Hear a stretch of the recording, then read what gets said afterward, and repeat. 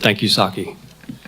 And thank you to the board and Congressman Robert Pittenger for this forum and keeping this forum alive and keeping all of us in this group as a family. It's so good to see you, some of you, many of you, that we see over and over at every forum, and it's a great pleasure to be here. I want to talk about the changing geopolitical order in the Middle East.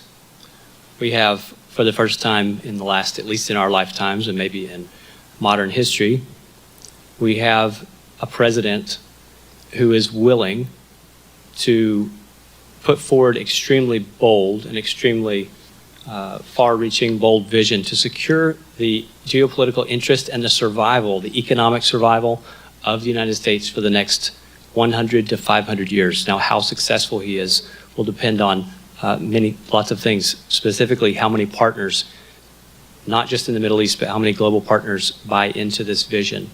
For the last, since World War II, we've seen a series and a cascade, a continuation of the policy that we throw Patriot missiles and drop bombs on every single problem. And finally, with President Trump, we have a policy of using economic diplomacy, faith-based diplomacy, common shared interest, even with countries we would not consider partners or friends, using common shared interest to secure extremely big and bold changes to re-engineer the geopolitical order or to shift the geopolitical order from a political order that is ordered only by political ties. For instance, President Clinton, for instance, President Bush, they changed the policy on the Middle East and on peace, and none of those policies brought about peace. Every single one of those policies that we've seen, each shifting presidential administration or each shifting European administration has brought a different policy proposal that ended with the successive administration, and none of it moved forward the ball to actual lasting peace and prosperity. When we talk about peace, you can end the war, but ending the war doesn't solve the poverty. It doesn't solve the root problem that's creating the conflict. So in the Middle East, President Trump has proposed, and this is, everything I'm going to say is in accordance and in parallel with his national security strategy released this month. But President Trump is proposing a partnership that gathers many allies in the Middle East and across Europe, Africa, Eurasia, and the Middle East. And rather than addressing the problem as a single problem, an isolated problem, addressing the problem as a regional problem and with a regional solution. And that regional solution includes a massive amount of global investment and trade in what mostly you've heard of as IMEC, the India, Middle East, European Economic Corridor. But I'd like to make a modification to that. It is the India, Middle East, Europe, and Africa corridor, because leaving out Africa would be a big mistake because of the critical minerals, because of the natural wealth and resources, and because of the population growth. Africa is on an upward trajectory when the Western Europe and the US in the West are stagnant or in decline as far as birth rate goes. They're not growing empires. So Africa has the population growth, the human capital, and the natural resources to be a real partner in this, and we're seeing that also as a policy from the White House. What I envision, I'll ask you to imagine with me that we are in the West Bank, Judea and Samaria, right in the center, this key piece of the Middle East that we've seen and heard. You know, we constantly have inundated with news about this portion of the Middle East. It's kind of the hotbed of the Middle East. This transcontinental peace highway, it's a transcontinental trade corridor, but it starts in Armenia, Azerbaijan. There's something that the Trump administration did recently called the Trump Peace Corridor as part of a peace deal in Armenia and Azerbaijan. We know that that was lifted from a proposal that we put forth. That proposal is that a peace corridor could include water infrastructure, desalinization, water infrastructure, high-tech infrastructure, transport by train, potentially a train in a tunnel. Elon Musk, hello.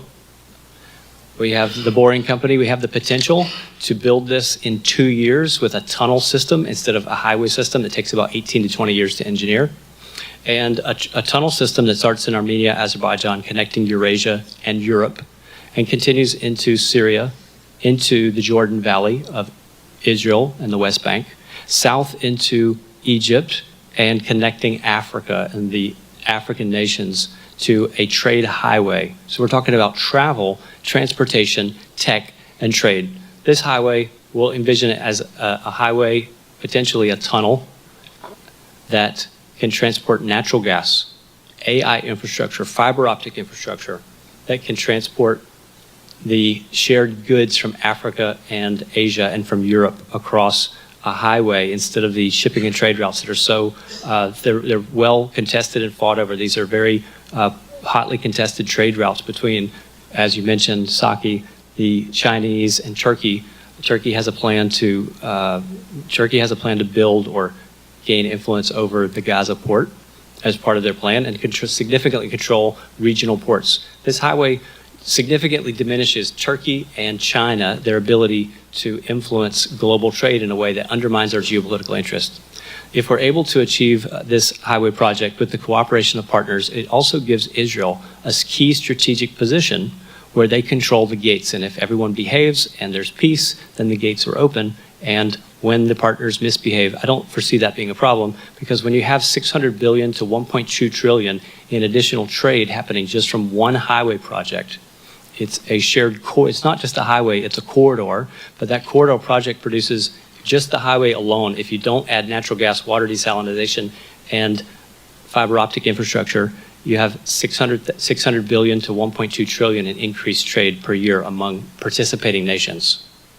If you add all of those, we don't have calculations of what the possibility is for the technology infrastructure, the water desalination, and the natural gas that can pass between these oil-rich and resource-rich regions of Africa, coupled with the technology, AI, cybersecurity, and technology, military technology, defense technology, and our infrastructure engineering that Israel's famous for.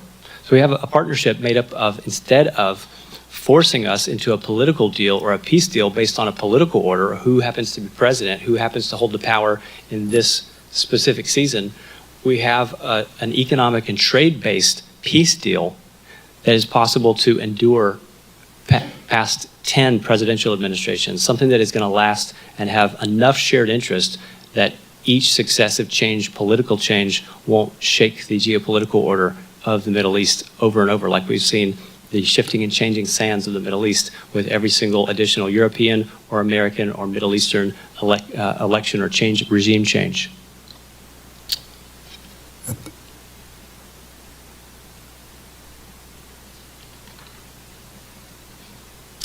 President Trump's vision and our vision for Middle East peace includes a corridor with economic cities that are economic free trade zones. Every participating nation can gain access to invest capital and make returns, and also invest human capital with experts. We have a specific issue in the Middle East, specifically Israel. They have a lot of startup technology. They have a lot of crypto, a lot of cyber, a lot of military and defense tech. What they don't have is the scale.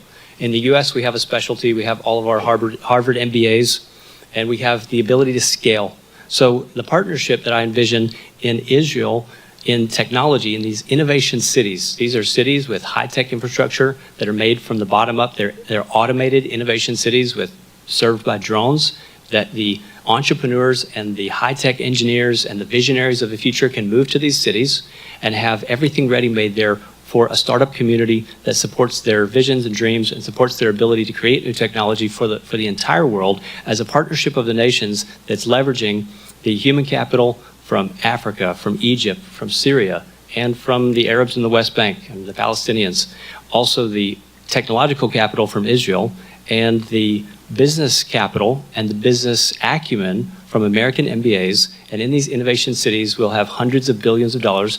I'm credibly told that only two American tech companies said they would put $100 billion into these Middle East cities. If we build the infrastructure, they would have $100 billion ready and waiting to go, so that they could invest in these kind of projects that would be such an example of trade and innovation, an example of cooperation for the nations. It's so good and so on the surface. It's not something that is so complicated that it takes 15 minutes to explain the concept, so that so that the lower people of the street can rise to the high and lofty level of our Ivy League educations.